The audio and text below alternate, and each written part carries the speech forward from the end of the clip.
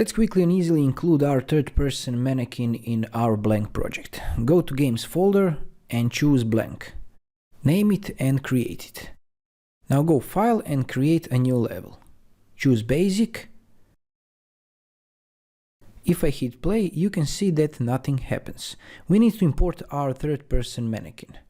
Go Add, select Add Feature or Content Pack, select Third Person, and click Add to Project. If we click play, also nothing happens because we need to change the game mode. To do that, go Edit, Project Settings. Over here choose Maps and Modes. And under Default Game Mode, choose BP Third Person Game Mode. And now if we click play, you can see your character and you can move it around just like in the third person template. I hope you learned something new and useful from this video. If you like this tutorial, feel free to check out my other beginner-friendly tutorials about Unreal Engine. Thanks for watching and I'll see you in the next one. Bye bye.